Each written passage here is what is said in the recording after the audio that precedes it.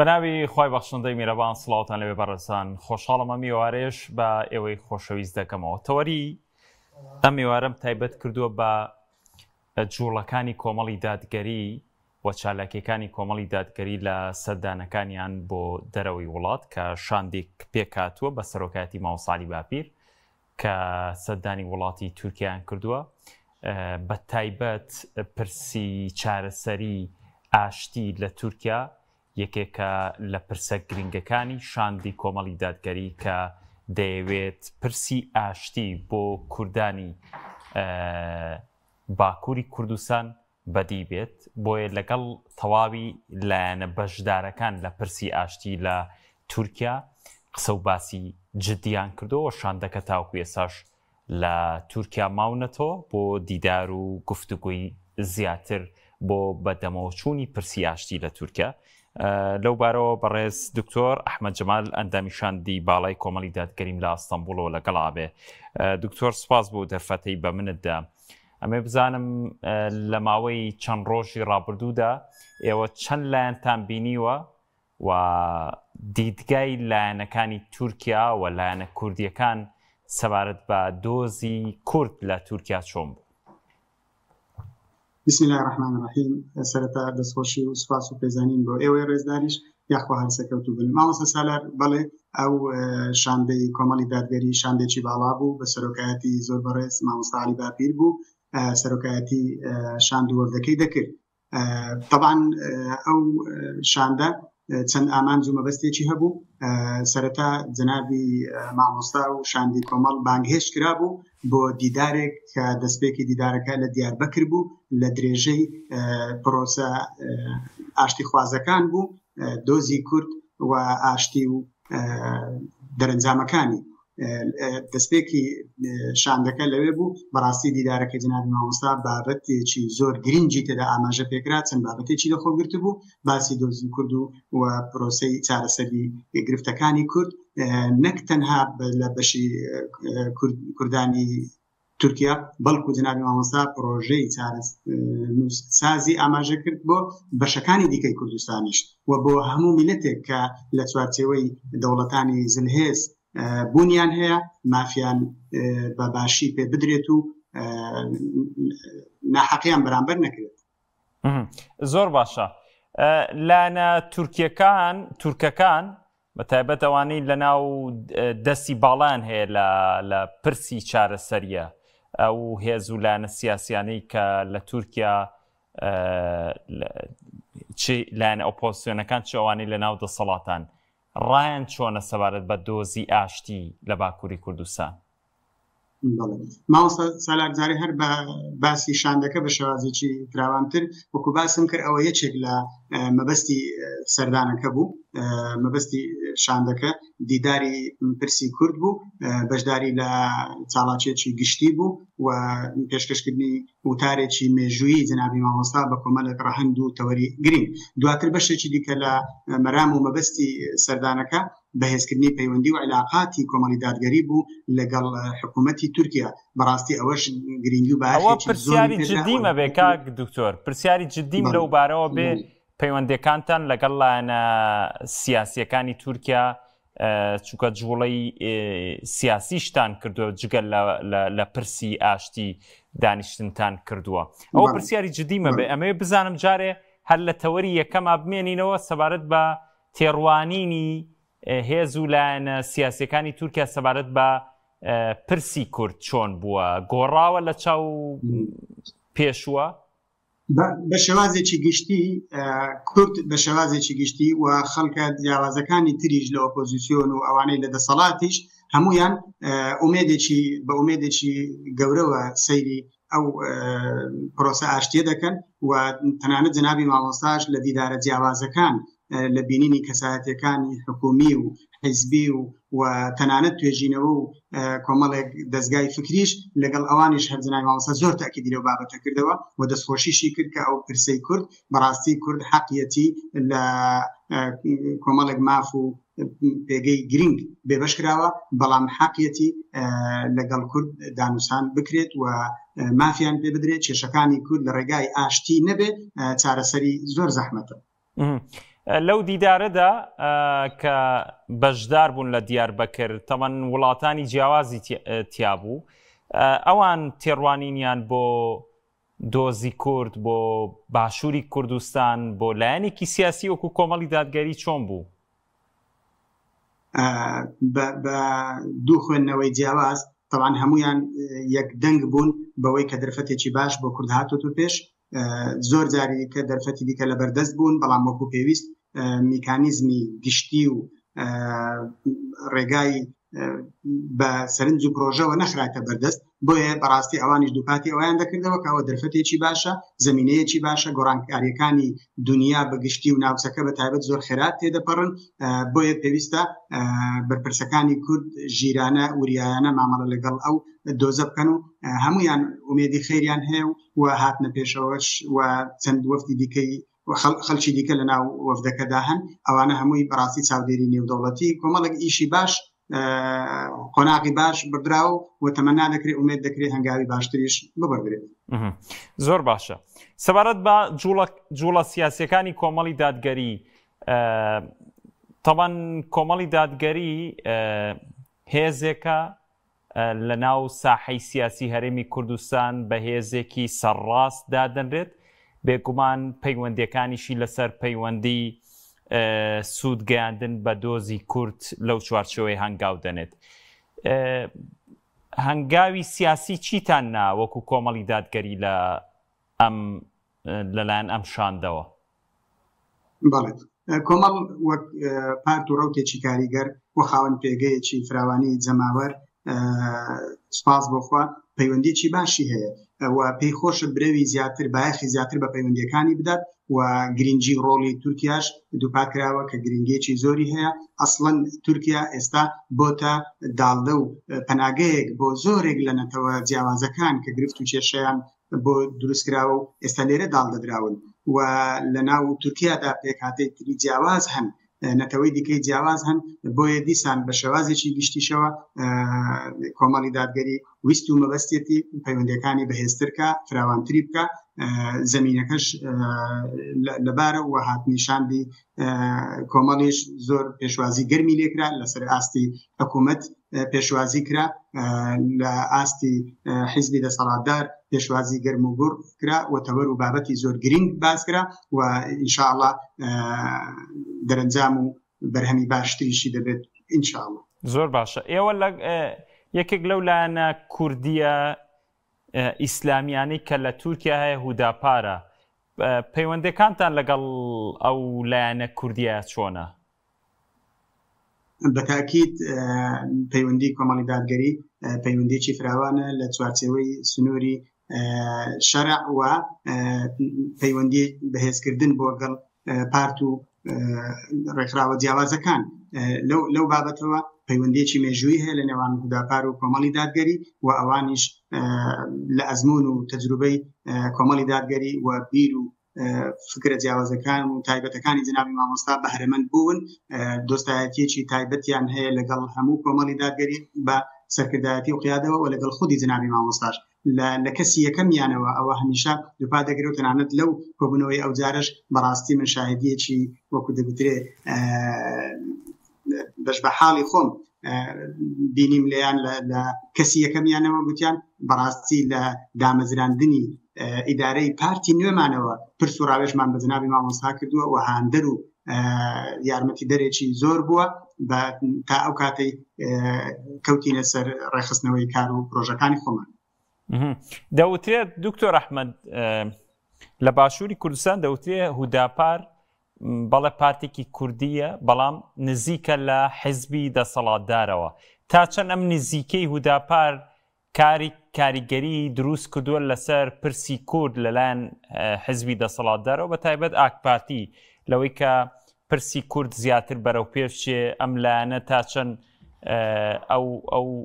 ئەو هەلەی قۆستۆتەوە بەنسبەت نزیکی و دووری بەڕای من وا باشە ئەو پرسیارە ئاراستی خۆیان بکرێت و خۆیان وەڵامی بدەنەوە بەڵام ئەوان ئێستا لە پرۆسی سیاسی تورکیا هەن پەرلەمانتاریان هەیە کاری خۆیان هەیە نوێنەرایەتیان هەیە لە ئەوە تەنانەت لەو دۆزی ئاشتەی کورد ئەوانیش وەفدی سەرچین لە ئاشتەوایی فراوانکردنی نێو کورد و تورکیا. باشە لاەنە چەپەکانی و چەپ و تونڕەوەکان سەبارەت بە دۆزی کورد ئەو لایەنانەتان بینی ئێوە دانیشتنتان لەگەڵا کرد و تێڕوانینیان چۆنە سەبارەت بە دۆزی کورد لە تورکیا و لە باشووری کوردستانیش؟ شاندەکە چەند تەوەرێک لە سەردان و چاڵاکیەکانیدا هەبوو باسی و دیداری کورد بینینی جیاوازی پارتەکان و دواتر باس و تۆکمەکردنی پەیوەندیەکان بە شێوازێکی گشتی و دواتر بابەتی غەزەش یەکێک بوو لە بابەتە هەرە گرنگەکان کە تێدا مامۆستا لە مؤتەمەرێکی دیکە لە ئەستەمبۆڵ هەم جەنابی مامۆستا و هەم وەفدەکەش بەشدار بوون و لەوێ جەنابی مامۆستا کەلیمەی تایبەتی هەبوو لەسەر بابەتی غەزە و ئاوەدانکردنەوەی غەزە و گەیاندنی هاوکاریەکان و بینینی چەند کەسایەتیەکیش لە پیادە و بەرپرسانی ئەوان. مەبەستم لەوەیە بەڕاستی دیدارەکە چڕوپڕ بوو لە کاتێکی دیاریکرا و فریای ئەوە کەوتین کە حکوومەت حیزبی دەسەڵات و هەندێک پارتی معارەزە ببینین وەخت کاتەکەش لە بەردەست نەبوو کە کاتی دیکە بەڵام بەردەوام تەواصل هەیە و لە وەخت و کاتی دیکە سەردان و پێشوازی هەبووە ئەوانەی کە پێویست بوون هەوڵی جێبەجێکردن کرا و ئەوانەی دیکەش لە بەرنامەی داهاتوو دیاریکراون کە شاندی دیکەی کۆمەڵیش لە ئاستی باڵاوە دێن و سەردانەکانی ئیدامەیان دەبێت ئینشاءڵڵا پەیوەندیەکان. زۆر باشە باسی حکوومەتت کرد و بینیویشمە لە وێنەکانە لەگەڵ وەزارەتی دەرەوەی تورکیا دانیشتنتان کردووە باسی چیتان کرد و ئەوان تێڕوانینیان چی بوو سەبارەت بە قسە و گفتوگۆکانتان؟ بەڵێ جەنابی مامۆستا سوپاس بۆخوا کەسێکی ڕاشکاو بوێر ئەوەی لە قناعەت و ئایدیای خۆیەوە هەبێ هەمیشە پەیامەکانی خۆی بە گرنگیەوە گەیاندووە. بەڵێ مامۆستا وەکو سەرۆکی ڕوتێک و حیزبێکە بەڵام بە شێوازێکی گشتی بە شاهدی هەمووان لە خەمی دۆزی کووردە و لە خەمی پرسی ئاینە و لە خەمی جێڕانەوەی مافی ماخوراوەکانە. بەڕاستی لە دیدارەکان زۆر بەڕاشکاوی و زۆر بەڕوونی جنابی مامۆستا هەمیشە پێداگیری لەسەر ئەوە دەکردەوە کە تورکیا وڵاتێکی گەورە و کاریگەرە لە مێژوو لە ئێستاشدا پێویستە ڕەچاوی مافی پێکهاتەکان و مافی نەتەوەی کورد و ئەو پرۆسە سیاسی کووردە بە هیچ شێوازێک لەمپەر نەخرێتە بەردەمی بەرەو پێش ببردرێ و ئاجێندای خەڵکێک بە جیاوازی وڵاتێکی دیکە تەسیری لەسەر ئەم وڵاتە نەبێت و زۆر بابەتی دیکە بە ڕوونی و ڕاشکاوی قسەی لەسەر کرا کە کوردیش پێویستە پارێزگاری لە هەویە و پێناسی موسڵمانبوونێتی خۆی بکات هیچ کەسێکی دیکەی نامۆ بە ئایدۆلۆژیای کورد نهێت ئەو کەسایەتیە ئەو کەلتورە جوانە ئەو دابوونەریتە ئەو ئازایەتی کووردە ئەو مافی حەقبوونەی لە نێو وڵاتێکە خۆی پەروەردگار پێیداوە لێ بسێندرێتەوە. ئەوانە تەوەری سەرەکی بوون و بە تاکید بەهێزکردنی پەیوەندی کۆمەڵایەتی و دیداری تایبەتیش ئەوانەش تەوەری دیکە بوون و قسە و باسییان لەسەر کرا. سەبارەت بە نزیکی کۆمەڵی دادگەری بە عەلاقە لەگەڵ تورکیا دەوترێت کۆمەڵ لە چاو لایەنی دیکەیە کەمتر پەیوەندەکانی لەگەڵ تورکیا باش بووە. ئەم تەوقیتە بۆ دکتۆر لەوەیە بینەر بزانێت کە لەم تەوقیتەیە کۆمەڵی دادگەری چی بەلاوە گرنگ بووەوە هەنگاوی ناوە لە عەلاقاتی لەگەڵ لایەنە سیاسیەکانی تورکیا باش بکات. لە ئەجێندای پیادەی کۆمەڵ لە ئەجێندای سەرکردایەتی کۆمەڵ هەمیشە خۆ داخران نەبووە تەنها بە شێوازێک بیر بکاتە بەوەی کە چێ حەزی پێ هەیە یا چێ قسە دەکات. کۆمەڵ خاوەنی پرۆژەیەکی جەماوەری گەورەیە خاوەنی ئایدیای خۆیەتی لە چ زمین و کاتێک بە باش و گونجاوی بزانی ئەو قەناعەتەی کە پێ هەیەی ئەنجومەنی باڵای سەرکردایەتی ئەوانە جێبەجێ دەکات و دەمێکیش لە جێبەجێکردنی ئەو هەنگاوانە زمینە سازی هەبووە و هەنگاو نرایە و ئێستا ئەو دەرفەتە بە تایبەتی پرسی پرۆسەی ئاشتی و چەند داوەتنامەیەکی گرنگ بۆ شاندی کۆمەڵ و بۆ بەشداری خودی جەنابی مامۆستا وەکو باسم کرد بە چەند مەبەستێکات هەمووی خرانە پاڵیەک تەنها لەو سەردانەی شاندی کۆمەڵ علاقات نەبوو وەکو باسم کرد میوانداری جنابی مامۆستا بوو لە پرسی ئاشتی کورد کە کەلیمەی هەبوو لە دیاربەکر دوای بە دوای ئەوە جێبەجێکردنی کۆمەڵێک دیداری جیاواز لەگەڵ پارتی دەسەڵات و لەگەڵ ئۆپۆزیسیۆن و لەگەڵ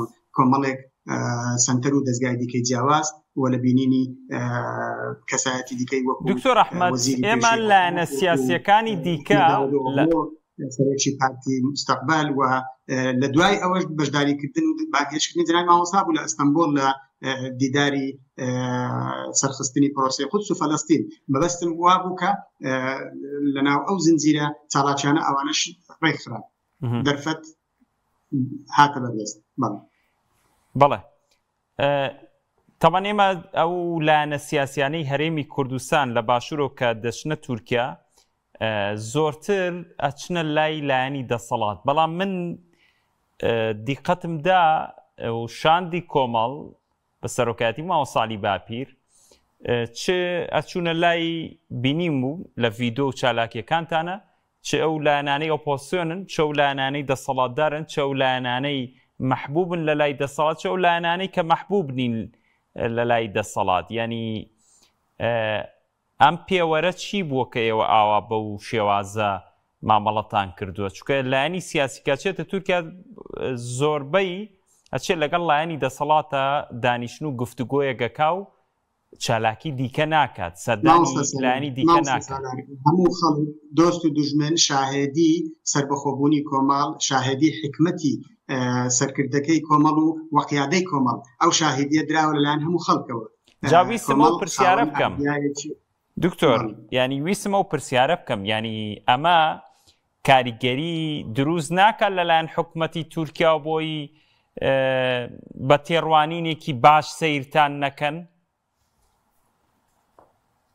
من دیسان ئەوە دووپات دەکەمەوە، حکمت و دووربینانە و خوێندنەوەی واقعی پیادەی کۆمەڵ ئەوە هەمیشە بۆ هەموو خەڵکی سەلماندووە کە خاوەن ئێرادەی خۆیانن و چی بە باش بزانن بۆ خزمەتی ئیسلام و ئەو نەتەوەیە و هەر کاتێکیشان بە پێویستانی قەرار و ئێرادا لای خۆیانە و سپاس بۆ خوار خەڵکیش ئەو متمانەیە هەیە.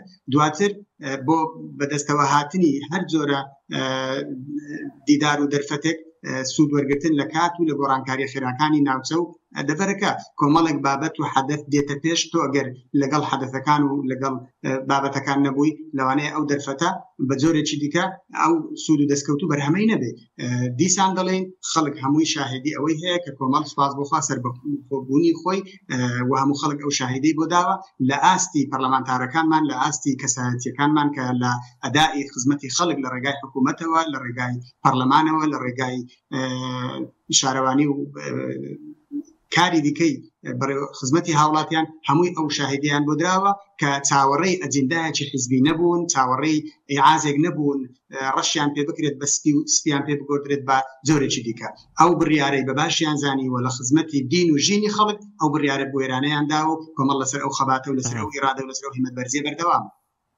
یەکێک لە سەردان و دانیشتەکانتان لەگەڵ سەرۆکی لایەنێکی سیاسی جیابۆ لە ئاک پارتی، ئەویش ئەحمەد داودۆغڵۆیە. دەوتی ئەحمەد داودۆغڵۆ لەوەتای ئەم پارتی دروستکردو زۆرتر پەیوەندەکانی لەگەڵ کووردا خۆشتر بووە، باشتر بووە، تێڕوانینی جوانی هەیە سەبارەت بە کورد. چیتان لەگەڵەوە باس کرد؟ مامۆستا سالار بەڕێز ئەحمەد داودۆغڵۆ، پرۆفیسۆر دکتۆر ئەحمەد داودۆغڵۆ کەسایەتیەکی معتەدیل و مامناوەندی هەیە و لە سەروی ئەوانشەوە کە لە پرسی کورد ڕۆڵی خێر و قسەی خێر و دەستی خێری هەبووە، بەڵام دۆستایەتیەکی دێرین و مێژووی هەیە لەگەڵ جەنابی مامۆستا عەلی باپیر. ئەو هاتە هەرێمی کوردستان بە سەردانی ڕسمی، سەردانی جەنابی مامۆستای کرد. مامۆستا خەڵکێکە کە خاوەن وەفایە، لە سەرەتایی سەردانەکە ئاماژەی بەوە کرد کە سەردانی ئەو کەسانش دەکات کە سەردانی کردبوون. بەڵێ ئەوەش لە شوێنی خۆیەتی و کۆمەڵێک ڕەهەندی گرنگ لە پرسی کورد لە بابەتی ئەوەی کە بێفەرق و جیاوازی لە نێو پێکهاتەکانی تورکیا و بەهێزکردنی پەیوەندی و علاقات و جەنابی مامۆستا کۆمەڵێک ڕاستپاردەی دیکەشی ڕووی ئاڵوگۆڕ و ئەویش دیدار و پرسی هەبوو بۆ هاتنی بۆ کوردستان لە جاری داهاتوو لە کۆمەڵێک کۆنگرەی نێودەوڵەتی مەبەستی بوو کە ڕاوێژ و مەشورەت بە جەنابی مامۆستا بکە و زۆر سوود و بەرهەمی جەنابی دید و بۆچوونی جەنابی مامۆستای لاگرین بوو و چەندێک پرس و ڕاوێژی بە جەنابی مامۆستا و وەفدی کۆمەڵ کرد. زۆر باشە. مامۆستا عەلی باپیر وەکو سەرۆکی کۆمەڵ ئەمە پرسیارەکە زۆر جددی نییە، ئەمە بۆ من جێگەی سەرنج بوو. مامۆستا عەلی باپیر بە درێژایی دیدار و گفتوگۆ و سەردانەکانی لە تەواوی شار و ناوچەکانی تورکیا کە سەددانتان کردو هەر بەجلی کوردیەوە دەرەکەوێ. ئەم بڕیارە چۆن بوو ئەمێ بزانم دووش ینی هیچ قسەیەکی خۆش لەو بارەوە کراوە بۆچی مامۆستا بەجلی کوردیەوە زۆرتر دەرەکەوێ؟ بە تاکید ئەگەر بکرێ و پرسیارە ئاراستی خودی جناوی مامۆستا بکرێ باشترە، بەڵام مامۆستا لەگەڵ ناخی خۆی و لەگەڵ بیر و فکرەکانی و مامۆستا کەسێکی مفەکیر و عالم و زانایەکی گەورەیە قەڵەم بەدەستە، هەمیشە وەکو خۆی چۆنە پێخۆشە ئاوا دەرکەوێ و ئاوا خۆی لە دیدارەکان دەردەخات. هەمیشە پابند بووە بەجلی کوردی لە وەفد و لە شاندی ڕسمی و ئەو سەرڕاستیەی لە دەربڕین و لە هەڵوێست و لە پارێزگاری لە شوناسی نیشتیمانیشی بۆتە خاڵێکی بەهێز بەسەرەوە. لەوانەیە لە زۆر دیدار و دەرفەتی جیاواز خەڵک هەبوو بۆ پێشنیار کردێت بە جلوبەریەکی پرۆتۆکۆلی، بەڵام ئەو هەمیشە پارێزگاری لە مەبدەعەکانی خۆی کردو و ویستوێتی ڕاشکاوانە دەرکەوێ و ئەوەی کە ویست و مەبەست و کەسایەتی خۆیەتی و ڕێزیشی لێگیراوە و ئەسڵەن لەو پێشوازیەکە لە بوونی ئاڵای کوردستان و ئاڵای عێراق ئەوانە هەمووی مزداقیەتی ئەو پێشوازیە گەرم و بڕۆبوون لە جنابی مامۆستا و بە خۆشحاڵیەوە ئەوان داواکاری و دەستپێشخەری دکتۆر لە ڕۆژانی ئایندەیە چالاکی و دانیشتنی دیکەتانە بێ وەکو شاندەکە؟ بەڵێ بە تاکید کۆمەڵێک چالاکی و دیداری دیکە هەبووە تا ئێستا لە داهاتوو ئینشاءڵڵا جێبەجێ دەبێت و ئەو دیدارانەش ئیدامەیان دەبێت. باشە، وەکو پرسی میدیا ئەو پرسیارە بکەن. تەمان تورکیا یەکێکە لەو وڵاتانەی لە میدیایە بەرەو پێچوونی زۆر باشیە، ئاژانسی تایبەت بەخۆی هەیە. شاندەکە هیچ بڕیارێکتان نەداوە سەردانی ئەو دەستگا میدیاییانە بکەن بۆی سوود بگەڕێنەوە بۆ دەستگا میدیایەکانی حیزب؟ ئەو بابەتە ئەگەر تیمەکە تیمی میدیایی فراوانی لەگەڵ بواە یا لە پراوێزی دیکەی دیداری تایبەت دەکرێت ئەو بابەتانەش تیشتی بخرێتە سەر. زۆر سپاس دکتۆر ئەحمەد جەمال، ئەندامی شاندی باڵای کۆمەڵی دادگەری لە ئەستەمبوڵەوە. سپاس کە وەڵامی پرسیارەکانی منەدایەوە. زۆر زۆر سپاس کاک دکتۆر. سەریکە ئەوەی یەکەممان باس کرد دیدار و پرسی کورد و ئاشتی، دواتر بابەتی پەیوەندیەکان بابەتی غەزەش پێم خۆش بوو ئەگەر بە دەرفەتێکی کورتیش بیت.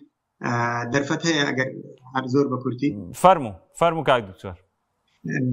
بەشی دیکەی دوا دیدار و تەوەرەکان لەو شاندە باڵایی کۆمەڵ بەشداریکردن بوو لە مؤتەمەڕێکی نێودەوڵەتی کە لە زۆربەی وڵاتانی جیاواز خەڵک بەشدار بوو. لەوێ جنابی مامۆستا دوو کەلیمەی جیاوازی هەبوو و باسی لە مافی نەتەوەکان کرد بە شێوازێکی گشتی و ئەو غەدر و زوڵمەی کە لە خەڵکی فەڵەستین و غەزە بە تایبەت کرا ڕاشکاوانە مامۆستا بیر و ڕایە جیاوازەکانی گشتی ئاماژە کرد و دواتریش دیداری تایبەتیشی هەبوو لەگەڵ سەرکردە باڵەکانی حەماس و پشتیوانی و هاوکاری میلەتی کورد کە لە وەزعێکی تایبەتیشدا ژیانی کورد بە چ شێوازێک گوزەر دەکا ئێستا لە ڕووی ئابووریەوە. ئەوان دەستخۆشی و پێزانینی زۆریان هەبوو و بەرچاوڕوونی تەواویان هەبوو و قسە لەسەر هاوکاریەکان کرا بۆ ئاوادانکردنەوەی غەزە و کۆمەڵێک پرسی دیکەی گرنگ باس کرا کە بابەتی وێرانکاری ئەو وڵاتە و بابەتی